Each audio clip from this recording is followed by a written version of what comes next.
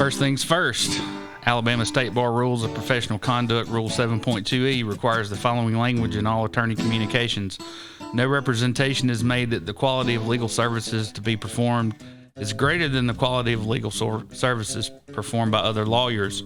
I'm Harry Steele, Backwoods Southern lawyer. Mr. Paul Ripp of the Ripp Report is here with us today, and my partner, Rains Rushing, is joining us from Houston, Texas today. How's everybody doing? Good. Number 12. Number 12. How you doing, Rains? Podcasting. I'm making it out. I'm been in Washington, D.C. This past week, checking out the impeachment hearings. It's been a fun time for me. They let you in the building? I mean, I wouldn't say let, but I was there for a portion, yeah. All right, Paul. Paul's going to get us started today with a few housekeeping items from the Ripp Report. Yeah, Go for it, Paul. Some consumer issues. This is a court of public opinion, the only court in Baldwin County where you have a voice. And a couple of things I wanted to go over that are consumer issues. One is you've seen these home insurance warranties. A lot of times real estate agents will suggest on a new purchase that you get this on your home 90 days, 120 days. Some people have it that cover it all the time.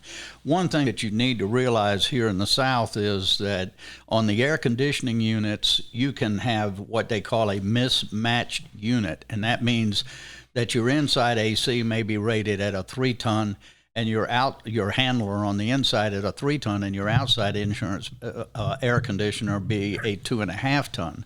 Well, in the small print of some of these warranty companies, they say they will cover the air conditioner only if it is a matched system. Now, that's what they normally do up north, California, places like that. In the South, they mismatch. So if you got a 3-ton unit inside, you need a 3-ton air handler inside. Correct. If on certain home warranty policies. So you need to check your home warranty And they're policy, saying if there's a mismatch, that they won't voids your cover warranty. it. So, boom, you got a claim, and then all of a sudden you find out you weren't covered and you're paying for it anyway. The other thing is, recently I tried to help someone, advocated for someone on a car title.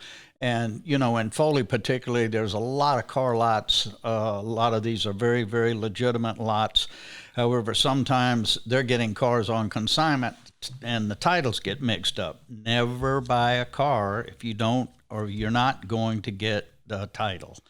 And the next thing, of course, we've gone over this before, and I'll come back to it again and again, is always have an attorney, always hire an attorney to go to court.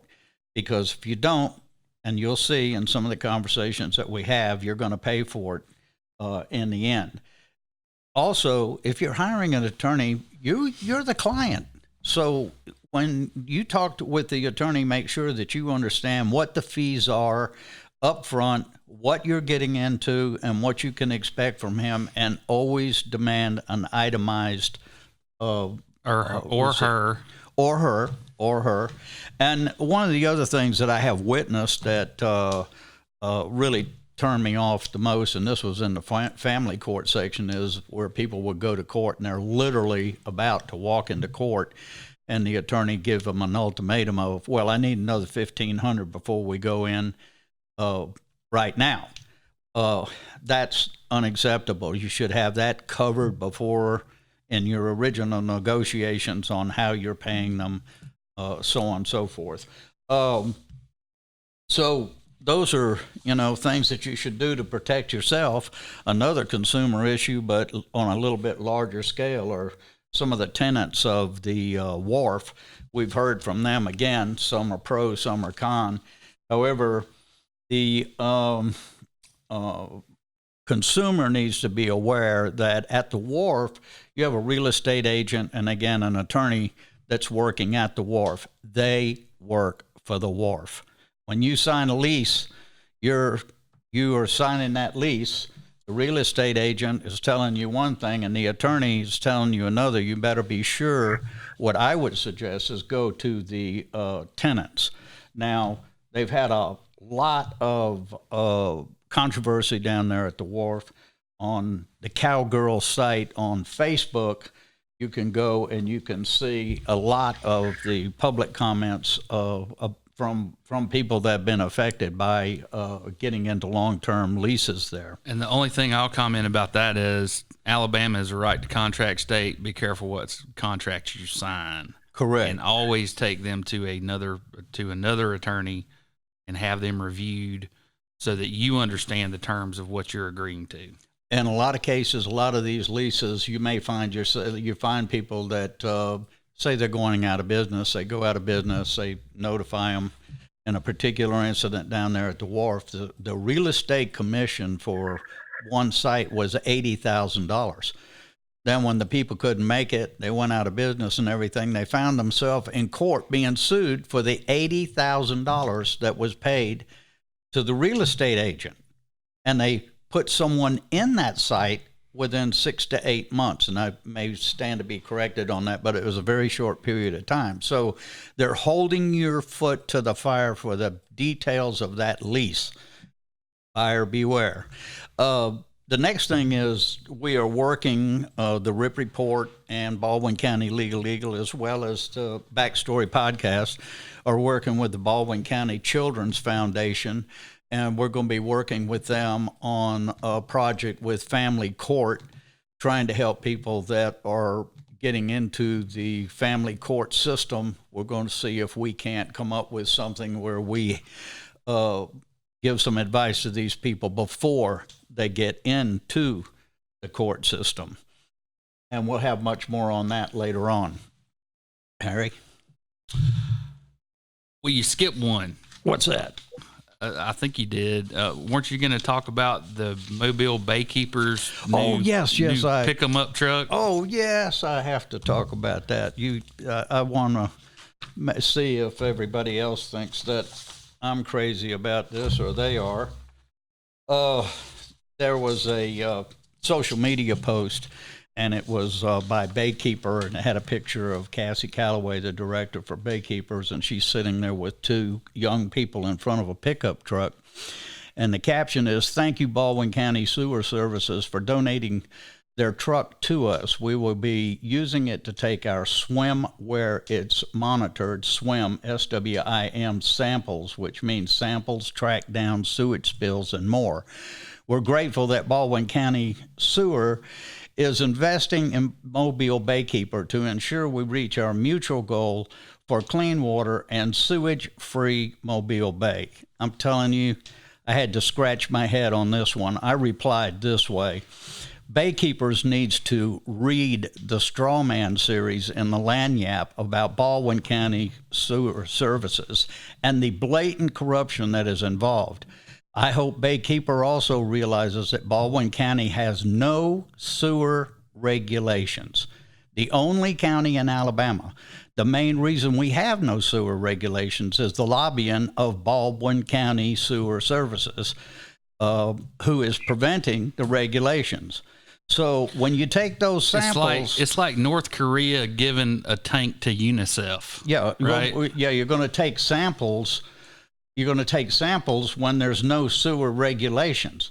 I think you're supposed to do the regulations first, and then you take the samples. Well, let's be clear about that. They are regulated by ADEM when they discharge their effluent, but from when you flush the commode until it goes out of the sewer treatment plant, nobody knows what's happening between the flush and the discharge of effluent. Correct. And if Baykeepers wants to do a monumental favor for the Baldwin County people, then they will get behind, call the legislative delegation and say, look, we need sewer regulations, and also push the county commission for that as well. All right.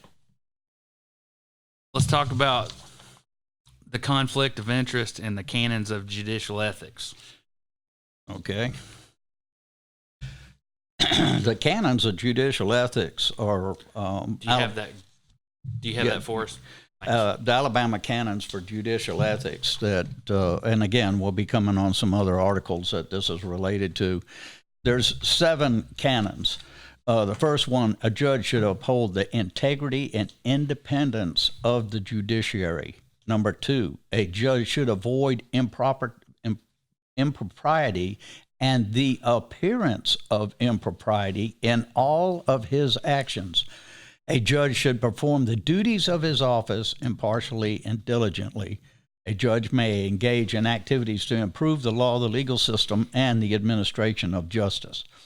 A judge should regulate his extrajudicial activities to minimize the risk of conflict with his judicial duties. A judge should regularly file reports of his financial interest. And last, a judge or a judicial candidate shall refrain from political activity inappropriate to judicial office. We have used these canons before, made complaints about Judge Michelle Thomason on 3 of the 7 violations. And we means the RIP report. That means the RIP report. And the RIP report also, we link this canons of judicial ethics and the conflict of interest to a Fairhope case that is coming up right now. But do you want to cover conflict of interest? No, sir. I'd like for you to cover the court of private opinion. The court of public opinion? Court of private opinion. Oh, all right. In our one of our Lagniappe series this week in Lagniappe is the court of private opinion written by Mr. Gabriel Times. And this is in the series, and as I understand it, Lagniappe is going to put the entire Straw Man series into a series to where somebody can read it one article after the other, which is huge. But this is a judicial complaint, a Judicial Inquiry Commission complaint that has been filed against Judge Joseph Norton. And this goes right back to the Straw Man series and the Baldwin County Sewer. Here we're talking about Baldwin County Sewer again, and all of the corrupt activities that happened in this. And this judicial inquiry has already been filed. The Judicial Inquiry Commission is part of Alabama's 2-tier judicial conduct system and is an independent agency with the authority to initiate or receive complaints filed by any aggrieved person concerning allowed violations by a judge of Alabama canons of judicial ethics, which we just mentioned, which is misconduct in judicial office, failure to perform judicial duties, or inability to perform judicial duties because of physical or mental disabilities. Yet I do want to preface the fact that, again, we have mentioned in the past, the RIP report, that judicial complaints, bar complaints, ethics complaints, real estate complaints, ABC complaints, all seem to fall on pretty much deaf ears. And in fiscal year 2018, there were these complaints are heard by the JIC every 8 weeks. During the year 2018, it received 150 complaints while carrying over 24 complaints from the previous year. Of those complaints, 174 complaints. So 132 were dismissed without investigation, while another 18 were dismissed after the completion of an investigation. So that would be 132, 42, 52, 150. So clearly 150 cases out of 174 went nowhere. How about this, Raines? I call the Judicial Inquiry Commission and I say, and I just simply asked, I was like, I know it's a closed procedure, but can you tell me how many complaints a particular judge has against them? We can't tell you that. Well, I seem to have misplaced a complaint that I filed. Can I get a copy of a complaint that I filed? No, sir. Anything you turn into us becomes confidential upon receipt.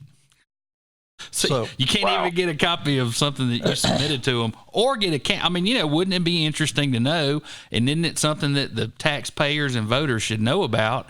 If you got a judge that's looking at re-election and you're trying to weigh your options, I think it would be important to know how many judicial inquiry complaints a particular judge had against them. At least that's something that would play into my thought process when I was making a decision about pulling a lever or Right. bubbling. Well, And in the same article, the complaint also includes the reporting by Lanyap about the case where Norton's potential conflict of interest in the Bass case and others, and reporting on his financing, including state ethics disclosure forms indicating that after 6 years on the bench, Norton still is earning between $50,000 and $150,000 a year from his former law partner, Brian Britt, for what were listed as referral fees. Neither Britt nor Norton have answered any questions specifically as to what cases and where that money came from. A review of ethics disclosure forms indicates that Judge Norton is the only judge in Mobile and Baldwin County receiving these type of payments from a former law firm. So there's very, very controversial. This is conflict of interest, judicial ethics. We'll be coming right back to that in just a second. Go ahead, Harry. All right, so I want to talk about another Lanyap article called Bringing Out Your Dead. The county coroner is looking to expand his office and elevate staff. Citing an ever-increasing caseload and limited space in his office, the 10-year-old Robertsdale facility, first-term Baldwin County Coroner Brian Pierce is seeking to move his department to a larger facility, classify staff as full-time, and the real bad idea in this whole scheme is that he wants the county commission to declare his positions full-time. To do that, he's going to have to get some a general law of local application. He wants the pay scale to be set as they are for deputies. The twist is that he's exploring the possibility of having the coroner staff be governed by the sheriff's personnel department. So, Raines, did you realize the only person in Alabama who can arrest the sheriff is the coroner? absolutely. It's the same in Mississippi and in Texas. The Constitution also says, I become sheriff after the sheriff cannot fulfill their duties, Pierce said, adding that in reality, it wouldn't take the governor very long to appoint someone new. It's just one of those things that are on the books. It's one of those things that are on the books as a fail-safe, and it's a really great idea. And to put the coroner under the sheriff's office is almost as asinine as the sheriff creating his own MCU so that his own people can investigate a shooting his officers were involved in. That's beyond a conflict of interest. So absolutely. Just so you know, Raines, you missed the last show. So since Sheriff Huey Mack has yet to chime in on whether he thinks it's a bad idea or not. Of course, it wouldn't be in print unless he was for it. Since 2011, he's increased his budget by $7 million and even has his own personnel department.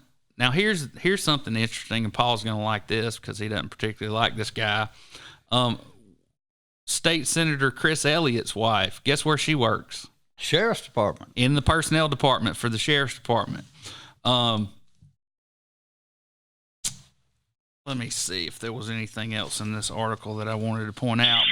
But if you recall, every time they rattled the saber about, and this is something else you wouldn't know about, but back Trump was talking about putting illegal aliens down here at a disused, it's called Wolf Field. It's a Navy training base that's disused.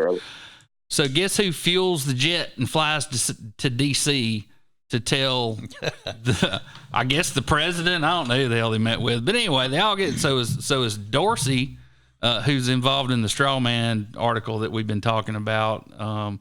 Then there's former Commissioner Elliott, now State Senator Elliott, and the sheriff. And I'm just thinking, what a waste of money. And I think I even commented on Facebook at the time that it was just a monumental waste of money or whatever. So anyway, you can see how all these people are interrelated, and it was a waste of money, but it also was a waste of income because they were going to pay a phenomenal amount of money to house and get those people organized there, and it also was what they were wanting to do with the immigrants was going to be a position where they would come to be picked up. Well, let me just put it to you this way. we have a house pretty close to there in Josephine. Yeah. There are no utilities. It'd take months to get water, power, To facilitate just to make it into a minimal facility Yeah, but- like Joe Napolitano out in Arizona would, where he'd house people. Yeah, but So the it's government loves to spend money on stuff like well, that's not the kind of jobs we need in this area. I can promise you that. that. Yeah. So Rains, are you aware that the Porch Creek Indians have a proposal for the state of Alabama related to gambling? I am. And how can you lose with a plan called Alabama is winning? When we've been losing so long. We are now totally surrounded by states with lotteries. We are exporting. Absolutely. We are exporting our dollars weekly to support other states in their lotteries. So I'm going to say this. We don't need the Indians to do any of this stuff, okay? The problem is I think they might be the only people with the stroke. If they get what they want, just maybe we'll get an education lottery that I've been advocating for all my adult life. So, Well, absolutely. let me speak to that. First of all, the Porch Creek Indians proposal does not include any kind of mechanisms for a state lottery. It just pledges that they would support a legislative referendum for a state lottery. Correct. And by support, that means that they would contribute to those campaigns and support the politicians who were in favor of it. Because you had a vote on that back in April, and it passed the Senate, but it went nowhere in the House. It didn't get out of committee in the House. Not as far as putting the lottery on the 2020 ticket as a constitutional referendum. The Porch Creek Indians proposal is to monopolize state gaming, right. and in turn support the lottery. Now, I've got mixed feelings on the lottery. My son, being the brilliant 10-year-old that he is, once explained to me that he figured out that a lottery is just a tax on people that don't understand math. And True that. I can get my head around that. I mean, Mississippi, once again, beating Alabama to the punch. You know, their lottery tickets go on sale Monday. And not this Monday, but Monday next. But they made a concession that said they wouldn't allow electronic lottery ticket purchase. And that's a concession to the coast and the northern casinos, because they want people still going to the casinos to play stuff, but they're going to have a paper lottery. Now, another thing that you'll find if you look next door to Mississippi is that their lottery is not specifically earmarked for education.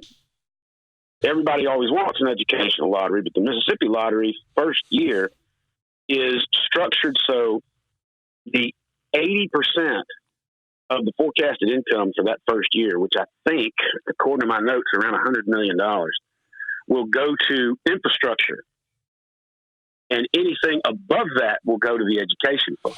So do y'all already have earmarks for education with your current gaming, like the sports books, any of that stuff? Absolutely. The casino gaming revenue all goes to general fund and to certain departmental allocations in Mississippi. There is no specific earmark for education. However, there is in the state budget a provision where school monies can be dispersed from the general fund, and that was a separate vote they had on that many years ago regarding casino gaming. And this law and the new Mississippi lottery legislation just shoehorns right into that, where it says the state office of budget can pull and allocate funds to the school fund from the general fund, whereas before they weren't allowed to do that. They had to operate with their own fund. All right, so let me jump in here for a second. I'm just going to read to you from the article. According to the Porch Creek Indians' own estimates, its plans would send about $1 billion to state coffers in the first year, mostly from $725 million in exclusive gaming licenses and a projected $350 million in annual revenue shares from new facilities and expanded gaming operations that those already operated. So here's something you probably don't know because you're from out of state range. We have 3, are they dog tracks? Lowndes County, Shorter. Yeah, I'm familiar with them. Okay, so we have 3 gaming facilities that the Porch Creek Indians, their structured deal would close those, and the Correct. reason that they were put in those places was it's the black belt, man. There's nothing for anybody to do. It was economically depressed. So they did it as an economic development initiative, putting millions of dollars into these facilities, and now they're just going to close. So I don't know who it's a good deal for. It's certainly a good deal for the Porch Creek Indians. I don't know if it's going to prove to be a good deal for us. It is a good deal for the Porch Creek Indians because the thing that you've got to really take into consideration is strategy versus tactics. And right now, your state's playing tactics, and the Porch Creek Indians are playing strategy. It's checkers versus chess. Correct. The state says we don't want these gaming facilities to close down because I believe one of your representatives was quoted saying, people have put hundreds of millions of dollars into the infrastructure of these gaming sites. Horse hockey. That ain't $100 million in any dog track anywhere, not even in 3 of them. Yeah. All right. I'm here to tell you that right now. And the people from those districts are part of the coalition that blocked the bill coming out of committee in the House, in the State House of Alabama. Because, of course, those are tough spots. And if those places close, they're going to lose what? Even a big dog. I got a big dog track about 20 minutes from here, and they don't employ but 300 people. And that's on event days. Most of them are temporary staff. Are you going to lose those under this deal? Yeah. But does the state win out in the long run? Absolutely, because the Porch Creek Indians under this compact they're proposing are offering up a 25% revenue share. That's not a tax. Yeah, but they're going to spend that money straight away, a 25% revenue share. And I'm here to tell you, it ain't going to be $1 billion a year. It's going to be maybe $70 to $100 million a year. Okay, but but they said up to. I think that the institution that you spoke to us last time, I said we don't have a gaming commission here in Alabama, but you said that there was another regulatory agency at the federal level. Federal Indian Gaming Commission. Yeah. Okay. They have to agree to the percentage. That's no guarantee they're going to agree to 25%. They may say, no, we're not going to approve that. We're capping it at 10%. So we're agreeing to a deal where we don't know the details. Again, though, this is checkers versus chess.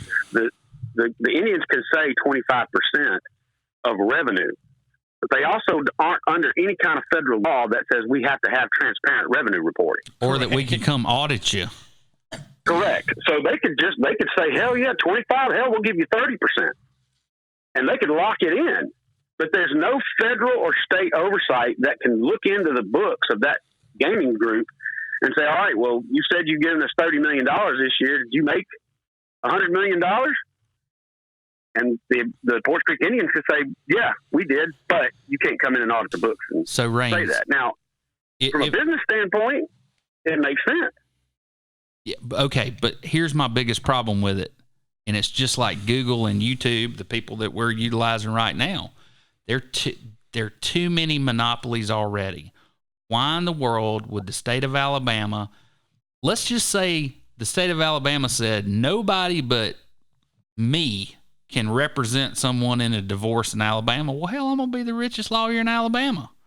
Why would we give them a monopoly on anything? Well, wait a minute. Let me be the devil's advocate here, okay?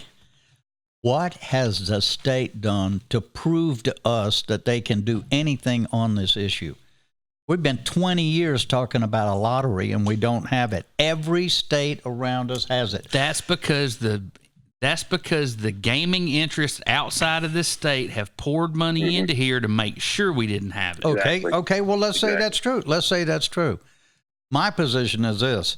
Okay, this is what the Indians put up. The one thing I would like to see is a guaranteed education lottery that the politicians could not touch. But this is the first step. So if you think you can do better, the state, then come back and do something. But most likely what's going to happen is that the whole issue will just fizzle out because no one can come to a conclusion. There's too much money at play. This will not fizzle out. There will be votes on it. It will be tight. I suspect it will pass. All right, we'll see. That's your governor has said that she wants a legislative solution to this. And I think she just said that a few days ago. And they own half the legislature. They own half the legislature, man. Well, that's So that's good. I mean, if you want if to you're Paul, it's good. this, If you're me that thinks, yeah, hey, let's have a gaming commission. Let's have table games in Alabama, but let's not have it. Let's not make a deal with some folks who we have no control over. Quite literally, have no control over. Here's the thing. Any kind of gaming expansion, any kind of massive casino gambling initiative on the part of the state of Alabama is never going to happen. Alabama is too conservative. There are too many pulpit voters there. Mm-hmm. And pulpit voters are going to be led to not vote for any sort of gambling at all.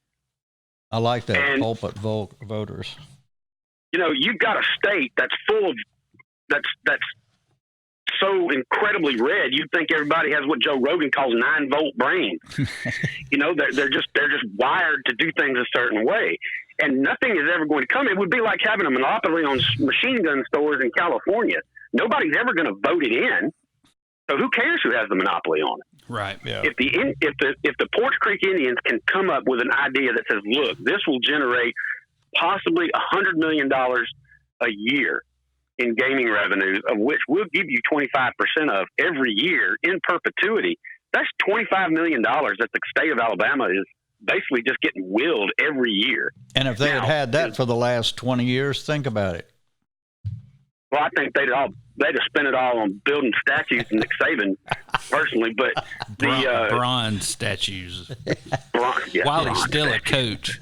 Only Alabama. But I mean, that's the kind of, I mean, how the state spends the money is a completely separate issue that we could have about a 9-hour podcast on, I think. But the fence of it is, why not support a monopoly when you know that this is the only organization that can make this happen? There's no other organization in the country that can bring in casino gaming to the state of Alabama. A, because the voters are too conservative. B, because the competing states are right next door to you. Right. And they're not going to say, you're going to get that money. Look at the, what's his name? The Senator Giles or whatever that put together this little anti-Poarch Creek Indian group. Right. Where have they been for the last 2 weeks? Right. Hadn't heard a word. You hadn't heard a word. Their website doesn't even work anymore. You know why? Because I stand by my initial prognostication on that, in that the Poarch Creek Indians may have partially funded that movement just to get press traction on this proposal. Nothing would surprise me. All right, so I want to talk a little bit about a subpoena that I got this week. In the case of, and we've already talked about it once, Paul. The Paula Donardi and the McSherry case in Fairhope, yeah. Yeah, so you might have noticed, those of you that are watching, where they deny that this happened. We're showing a little bit of the video at the bottom of the screen, and it's over and over and over again, so maybe people understand that it did happen. Yeah, I don't see anything. So the allegation is it's a political conspiracy to prosecute Mr. McSherry. Right. Is there, I guess, the theoretical defense. So it's been a long time since I've pulled out gambles on evidence in Alabama, but I've drafted a motion to quash, and we'll be filing that soon. Obviously, there are a lot of attorney-client privileges, privileged information they've asked for, and of course, it's either a privileged communication between me and my clients, or it's work product in anticipation of trial. So either way, it's undiscoverable. At least that's going to be my position in my motion to quash. And that'll be my position as well, because you're my attorney. But you haven't been subpoenaed yet, have you? No, I've been neglected by them, but I'm sure that they're going to find me sooner or later. Okay? Yeah, and here's the thing. I had to call the general counsel of the Alabama State Bar, get some guidance from them. Rule 1.6 relates to of the rules of professional conduct that I always rattle off 7.2 at the top of the show.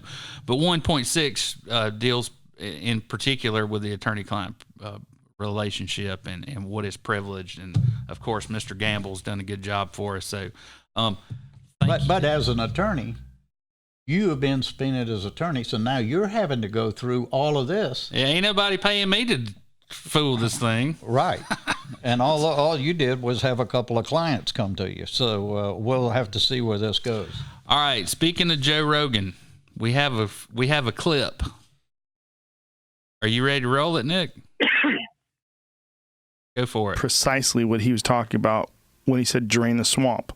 Now, this is the swamp, this sort of convoluted world of influence. Well, yes and no. The swamp. Yeah, but it's also money and all the other things that he didn't drain. And he actually brought in people that were He made the swamp swampier. It's filled with malaria and crocodiles. We don't even define things. Unfortunately, we don't have the same baseline. Unfortunately, in this country of what words mean. Mm-hmm. But I've always thought what that meant was government corruption. That the private sector is influencing government because, and the way that they obviously do it, the system that we have is you have to get money from wealthy people and wealthy interests, and then you have to advocate for them. Whatever the interest is, you have to, or they won't give you more money. Question? Yeah. All right, we're back. So, Rains, sum it up for me. What is the swamp?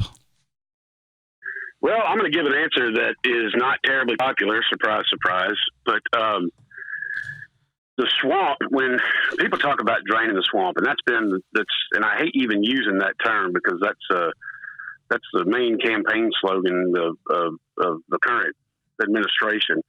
The swamp that they ran on, as I understand it, is the Washington insiders, the men with the clipboard on the sidewalls who don't ever say a word. They're the ones actually running Washington politics. That it's the lobbyists that control our laws. It's the oligarchy of this country is what they refer to as the swamp. This country is as close to a democratic oligarchy as any country you'll find in the world.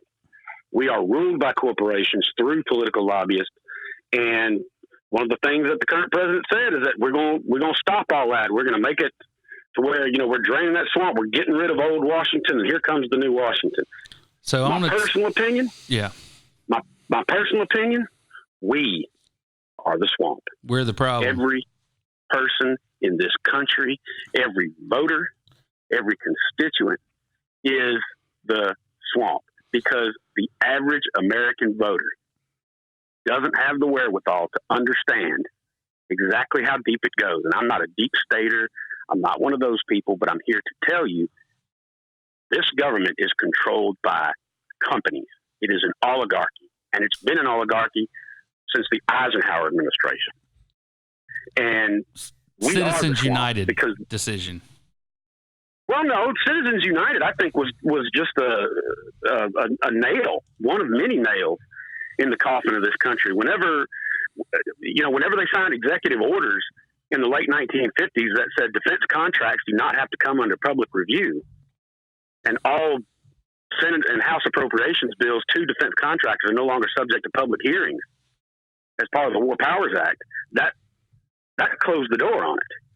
And Eisenhower's thoughts on the military-industrial complex ending up running this country are absolutely true, except it's not the military-industrial complex, it's just the complex.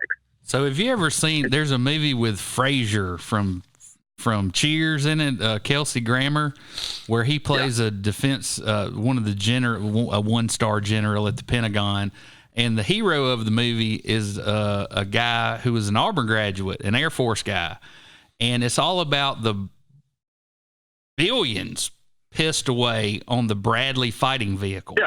Have you ever seen it? Yeah. It's just, it is the epitome of what the heck's wrong with the defense contracting industry anyway.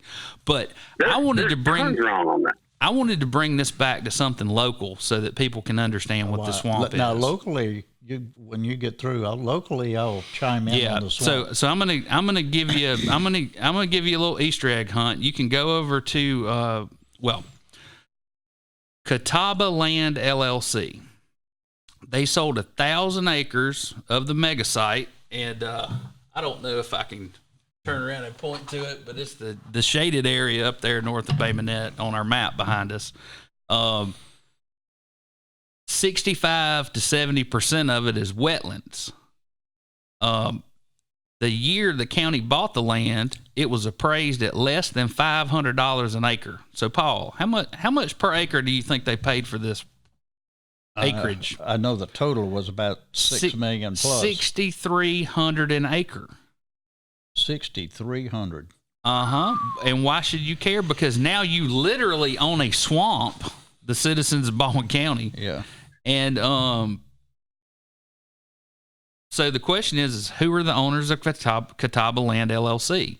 If you go over to our Facebook page, the articles of incorporation are there, and you can read all of the names. And I'll just say this. There's a park in town named for one family, and there's a college named for another one.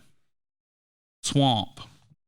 Well, you want to talk about a local swamp? I don't even need to read the article. This is how confident I am in this, and I'll give it a local spin.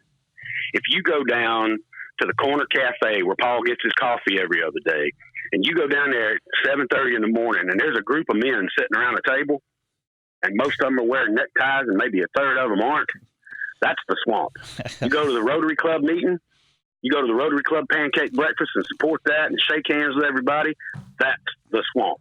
Okay. You go to church, the board of deacons, the board of trustees for your church, those are the guys that drink coffee with those same fellows at the coffee shop. That's your swamp. Right. And because you, as a citizen of that county, are still glad-handing them, you're still patting them on the back because every now and then somebody will donate a truck to a mission, or somebody will write a check to the Red Cross, or somebody will go on TV on a talk show and talk about how much they love this or that. You're behind them. And every minute that you're behind them and not sitting next to that coffee table taking notes at 7 o'clock every morning, you're part of the swamp too. Right. And then Baldwin County. In Baldwin County, we got a special name for the swamp. It's called Catalyst. And Catalyst is a political group that in our last election ran a block of candidates, all like-minded, all with the same agenda. These are good old boys, connected, like to keep everybody in the loop. So our swamp in Baldwin County is called Catalyst. There they are. And you look at the people that are part of that Catalyst group, and when you buy a car from them, or you cut their grass, or you show up to their church, you put money in the offering plate, you're supporting that swamp. You want to drain the swamp? Drain your tub first. That's correct. That's correct. Yeah, I wouldn't buy a car from any of them. So let's watch clip number 2. Got it ready? You know that you're going to have to Bribe. play ball. Did you feel like Let down? Yeah, like almost like, okay, I've been promoting a rigged game.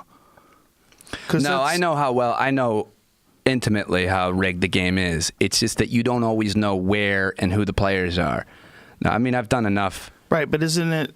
You're an honest person. You're not a bullshit artist. I hope everybody thinks that. I do. But so if you're a part of a bullshit system, Yeah. right?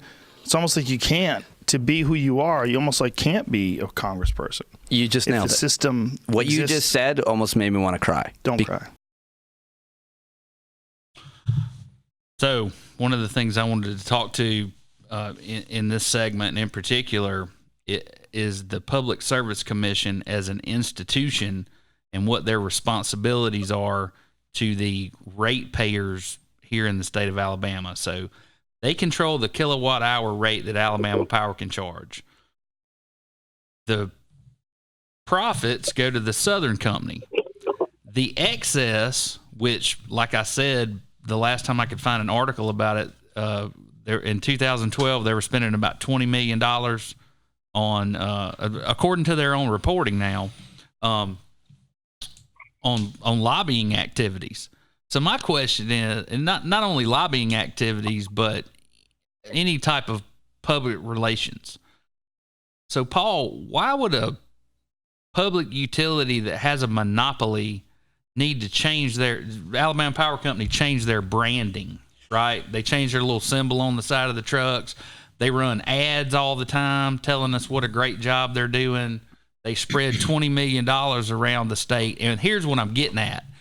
Typically, if there's money at play in the legislature, it came from a private source, right? But here, the Public Service Commission is allowing them to inflate the rate of electricity, so that $20 million goes into the system. Maybe some of it goes back to the Public Service Commission, but certainly all of it gives them a tremendous amount of influence here in the state. And that has been going on forever, because the first Alabama Consumer Association was formed by my father in the 70s. And he had been talking with what's the national guy that back with the votes? I'm trying to think before of my the time, man. Consumer agency, but anyway, I was riding a bicycle in one of the 75. things that he even in the 70s and 80s would complain to the Public Service Commission all the time about was the amount of money that the Alabama Power Company spent on advertising. Because why are they advertising? You can't get anybody but them in so many different areas. They had a monopoly, so they're pouring all of this money into advertising at different factions that they don't even need to do. And ultimately, the consumer is the one that's paying for that. So, you know, and that's 30 years ago. That's 40 years ago they were talking about this, and they still do it. They still do it. What would be a good public relations move would be them to say, okay, we're going to cut back millions on the advertising, and we'll drop your rate a little bit. But nope, we're not going to see that. So, Raines, you can't see what I'm doing here, but Thank God.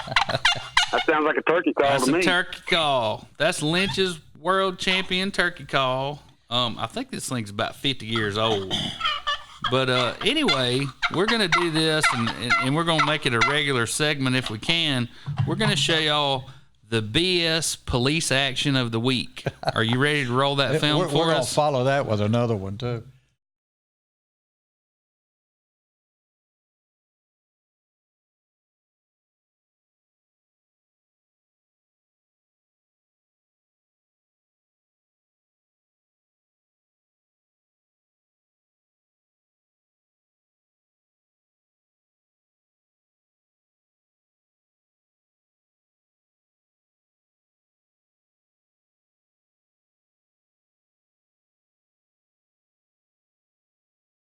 So if you noticed when you watched the video, number one, the car was nowhere in sight of the police cruiser when the video starts. Number two, I've watched this thing about 100 times. If you go back and watch it again, you'll notice that this guy had been sitting there so long with that wrecker blocking the road that he'd put his car in park, because you never see his brake lights come on, and you never see, you know, when you run through your gear shifter, your reverse lights will come on for momentarily. None of that's on there. So he pulls up behind this car that's blocked by a wrecker across the road and lights him up. Says his probable cause was he saw him before the video. And then, of course, they're riding around filming 4K video in Bay Minette 24/7. Anyway, he had court Monday night. They agreed to, well, I won't go into that. But after court Monday night, my client was pulled over again Tuesday night and again Wednesday night. Oh, come on. So what I'm thinking about doing is getting some body cams and handing them out to these people. You know, this kid's a student. He's 20, 21 years old. And this is absolutely, I don't want to use the H word, but we're getting there. And I don't know how you would feel if your college-age kid was getting stopped by the police all the time, but I wouldn't like it at all. And I don't think people ought to have to put up with it. But Bay Minette wins the prize this week. You get stopped that many times, that's crazy. Well, another thing that's kind of related to breaking the law is another article that's in Lagniappe. It's called On the Lam. This is again by Gabe Times, and it's Baldwin County Sheriff's Department incarcerated the burglary suspect on who had dodged them multiple times. The suspect was 34-year-old Joseph Reed of Foley, and evidently he'd been going up and down Fort Morgan Road and different places, hitting different areas. But the last paragraph I thought was was a little bit funny, and that is the news release said Reed may face additional charges from multiple law enforcement agencies, and noted the arrest was made possible with the assistance of the police departments of Gulf Shores and Foley, the United States Marshals Service, the Alabama Law Enforcement Agency's Air Unit, the Canine Unit, and the Alabama Department of Corrections, and also contributed was the public social media. was public social media. Now, folks, this is one guy that took all those people to catch. Do you know that Mike Hubbard is still 1322 gone to jail? 1,322 days. He's out of jail 1,232 days. No political corruption, no white collar crime. Nobody goes to jail. That's why we're known in this area as number one in public corruption. No conflict of interest, no ethics by judges or individuals. If they know that it is the slightest bit legal and they can push it through, they will. So Raines, if you check out my Twitter feed, you'll see that I shared an article that was put out by some producers at A&E, Arts and Entertainment, which has turned into like midget doctors and whatever other stuff that regular people don't watch. But anyway, they have a new reality show, and they're going into the Etowah County Jail. So it was some deal that so I was in Etowah County I was their chief executive officer for right at 3 years. The sheriff at the time was the Big Britches sheriff in the state, James Hayes, and they overbuilt the jail. There have been numerous articles about this jail in particular because they're housing Immigration and Naturalization Service prisoners or ICE prisoners.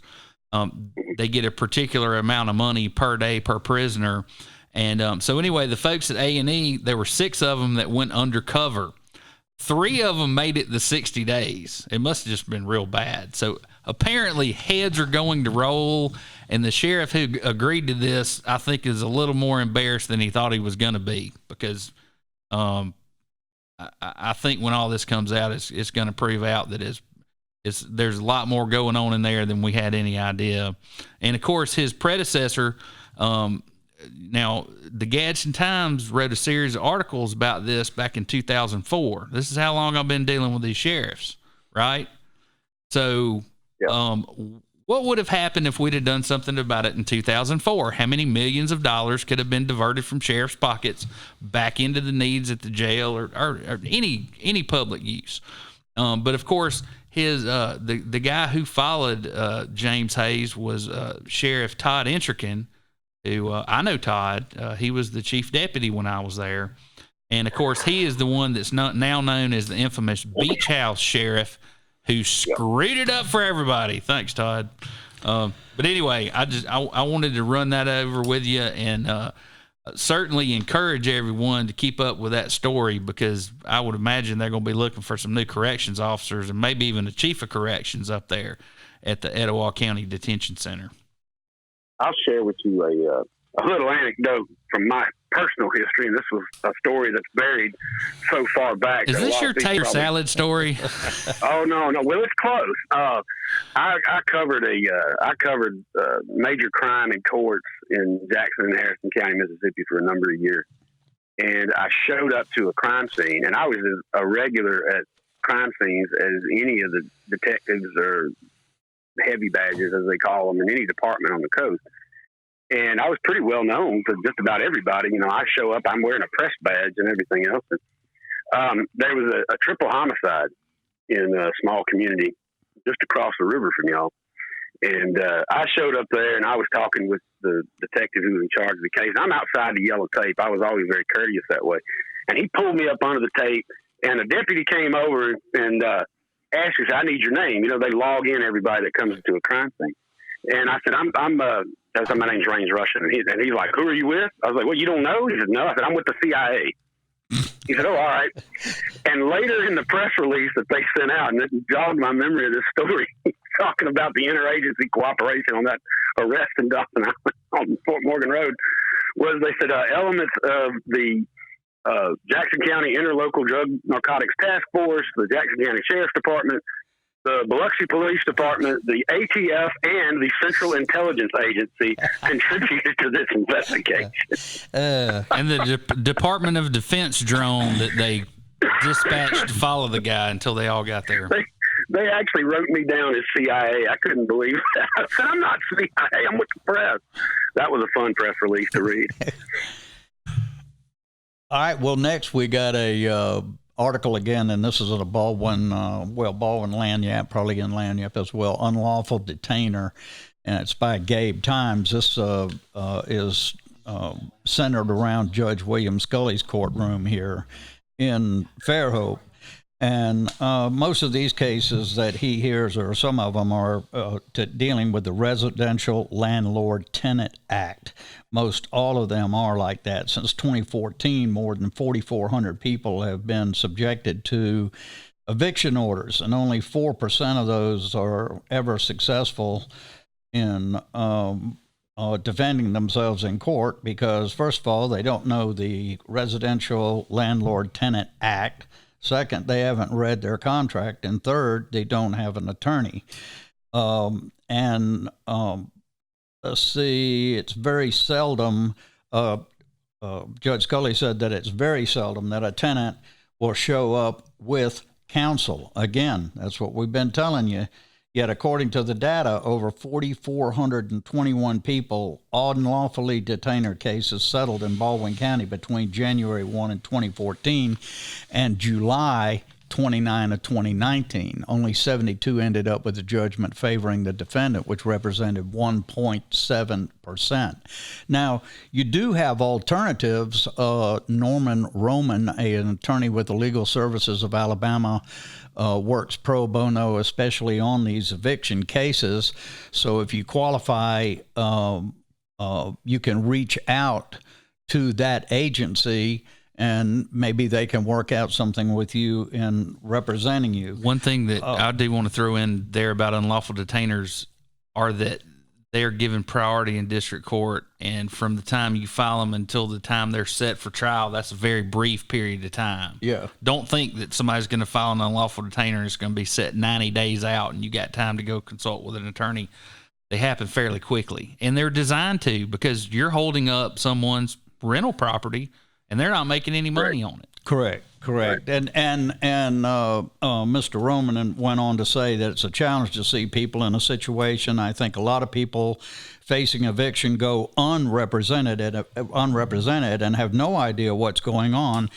But there are things to be done, and we do it at no charge, he said. For more information, you can try Legal Services of Alabama, 251-433-6560. But I recommend to you that to just stop paying your rent because you're not satisfied with the landlord is not the route to go. No, and I think we've got a graphic of the Alabama landlord-tenant law up.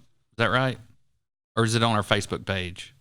Facebook page. It's on the Facebook page. Yeah. So anybody that's interested in it was major legislation when it came out in 2004, I want to say, the Alabama Uniform Landlord Tenant Law. And of course, when we talked to Cam Ward a few weeks ago, he was part of a committee who adopts these uniform codes and recommends them to the legislature. And I know this is where one of those came from. And of course, it's been tried in every other state for many years, which means that Alabama was probably the last one to adopt it. So the tires have been kicked on it. It's been on the books for a while, and you need to get familiar with it. That little pamphlet that Legal Services put out is informative, but I think it may be dated. I think there was some updates in 2018. So another resource that you may or may not know about is the Alabama Volunteer Lawyers Program, and I participate in that from time to time. Typically not on items like that, but they do have real estate attorneys who volunteer and potentially could help you out. So look them up there or Google them or whatever. And because I have experience in this particular court, I will tell both of you, and Harry, you don't have to respond to this because of the bar, but there is a small delaying tactic you can use if you are forced into a hearing setting under an eviction notice.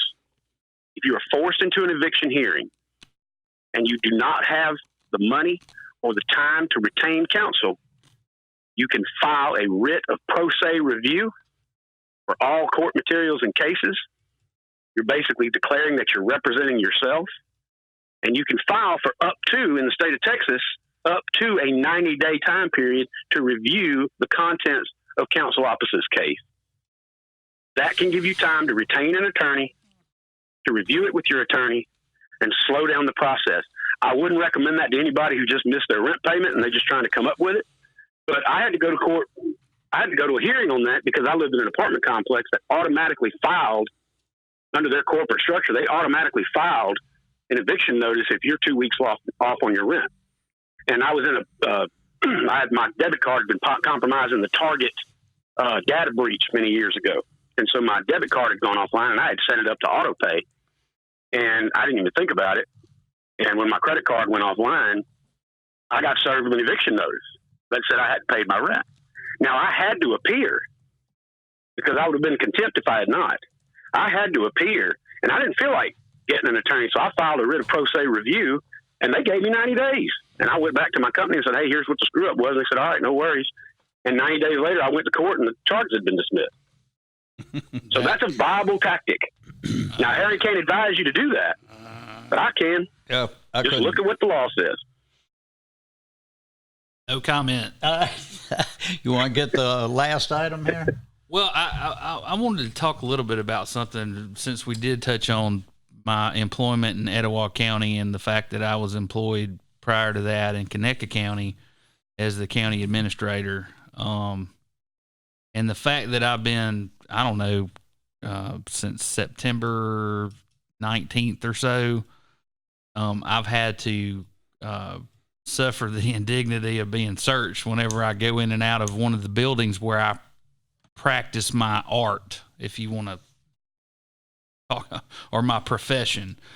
So, and I think this is a little ironic, Rain. So what if I told you that I used to be on the courthouse security committee in both Conecuh and Etowah counties? Well, you should. So does that make it even more absurd? What's going on here in your mind? No, you're in Baldwin County. Welcome home. Welcome home, partner. Yeah. All right, you want to get to the last one there? Yeah, go for All it. right, people, hang on. This is about Fairhope, and this is something that I've been following for quite some time. The first part of it is the city council agenda.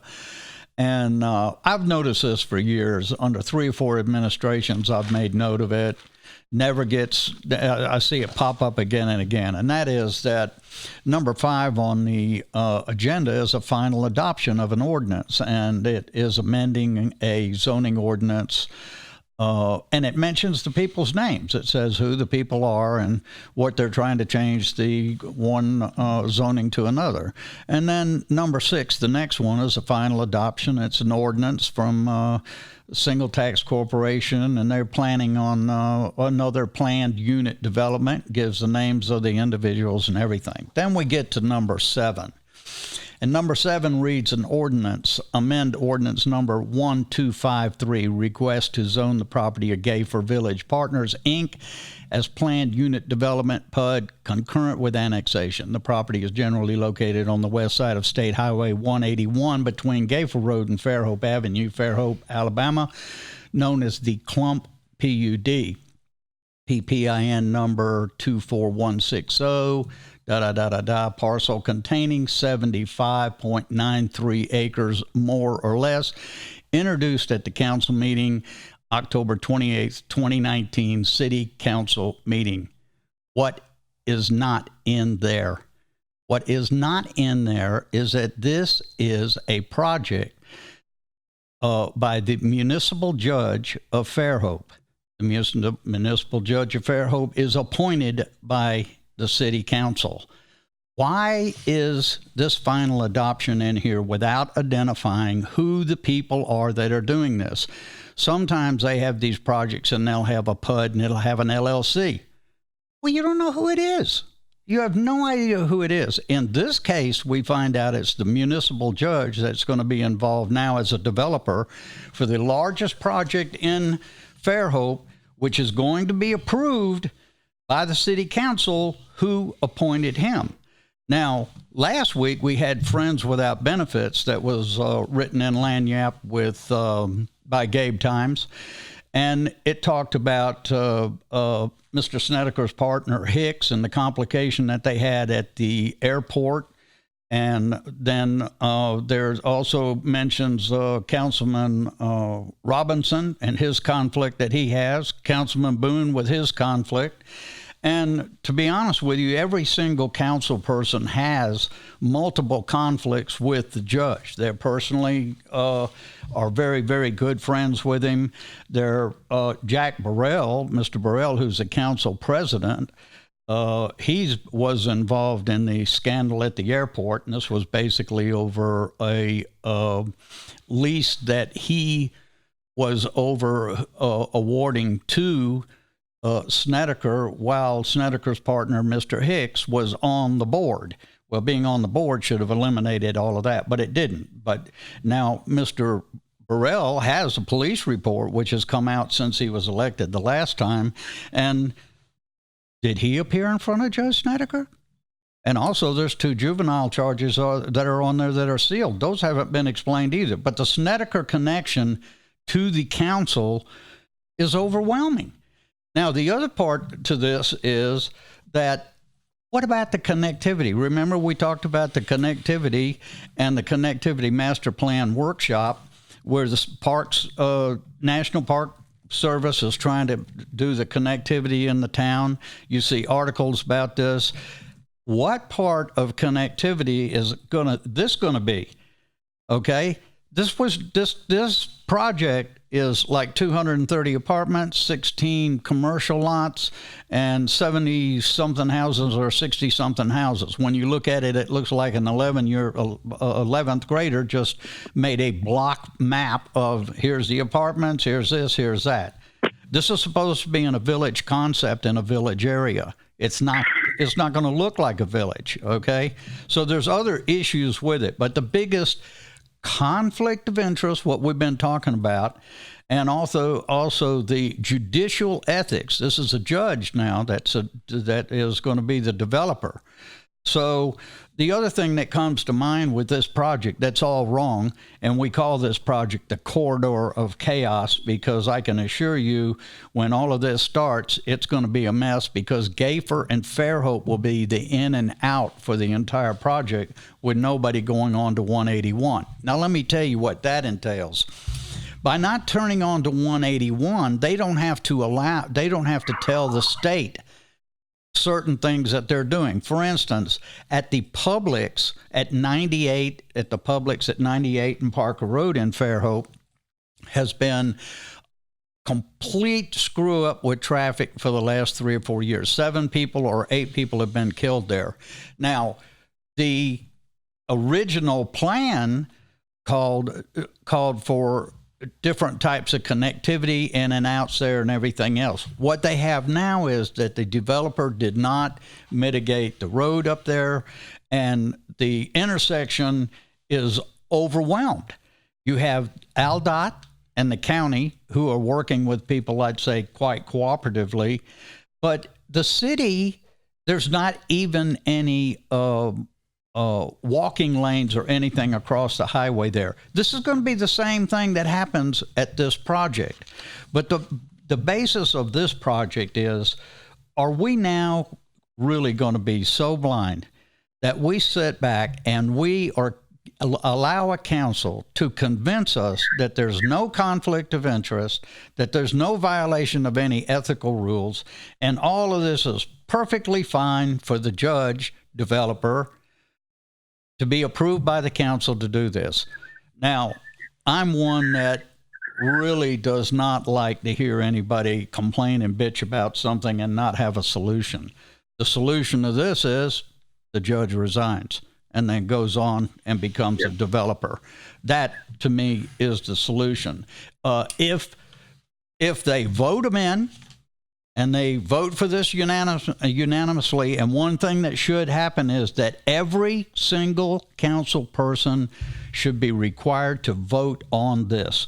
So where every consumer, everybody in town knows exactly how their council person voted on this right here, and they can remember that in the next election.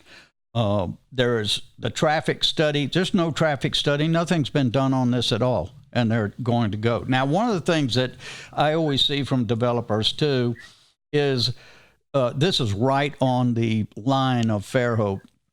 And so developer judge, whatever, is saying that they want to be annexed into the city. And if, here comes the thing that they all do, all of them do, RSA, all of them. Well, if you don't let us do our project, if we can't come into the city, well, then we'll do the project anyway. Listen, folks, guarantee you, they wouldn't do this project unless they knew they were going into the city, because all they have to do is plug into the sewer, plug into our infrastructure and everything else.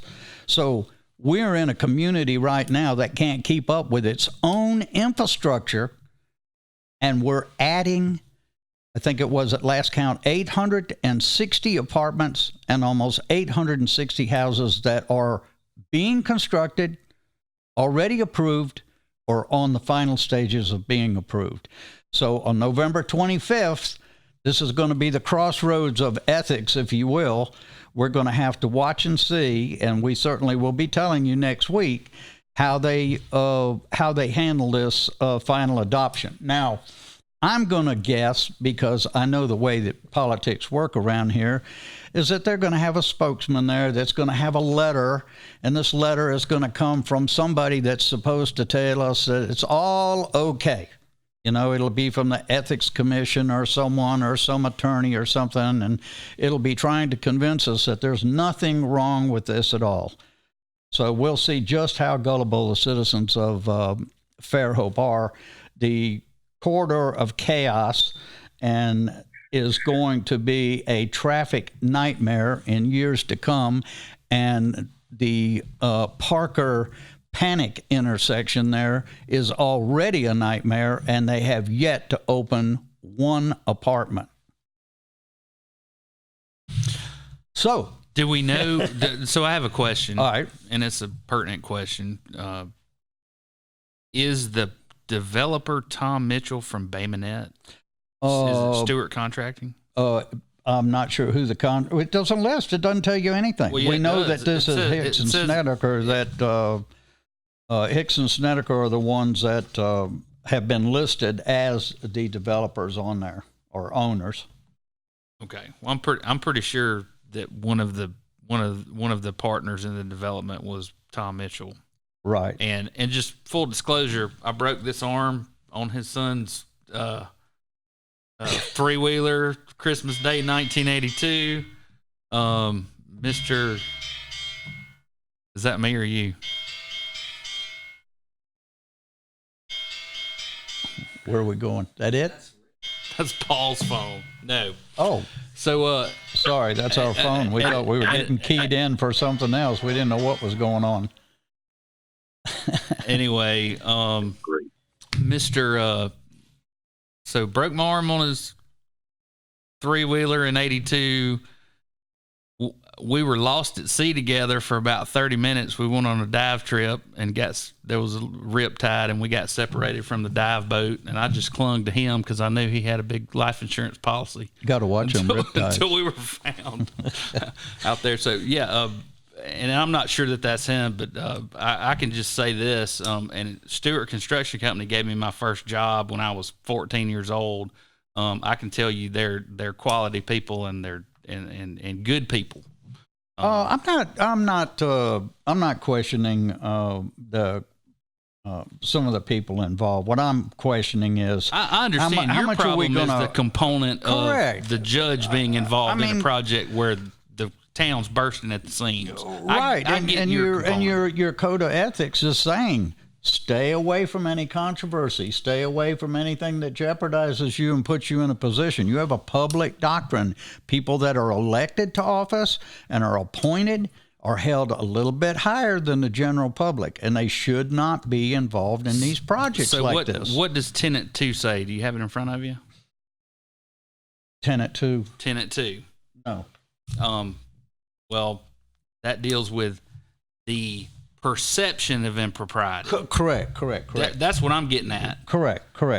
And we have a lot of issues with that, and we also have a lot of issues with people getting off the reservation into political activities. I mean, we're sitting here talking about this, and we're looking at articles in the paper that are talking about conflicts of interest with the judges, JIC complaints being filed. So all of this is coming down at the same time, and then we have a judge in another part of town that's going to be doing this. I don't get it. Just having a complaint filed against you, that's neither here nor there. Let's wait and see. Well, that's definitely. Let's let these people do their jobs. Oh, well, okay, good. And I will be first to say that we will let them read the complaint, but I'm telling you that I'm not going to lose any sleep expecting them to do anything but deny it. I've never seen a complaint honored, and like I said, Hubbard's still out walking around, and that's why things are getting as bad as they are.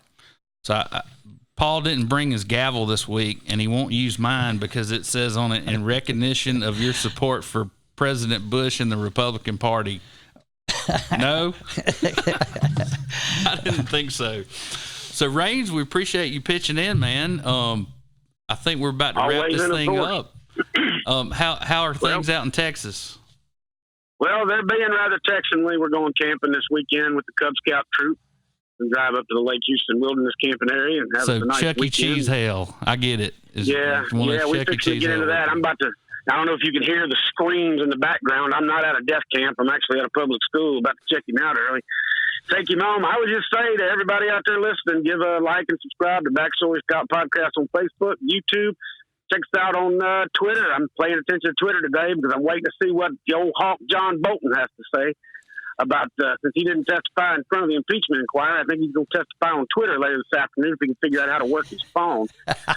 Keep your tub drained before you drain the swamp. Make sure you do that.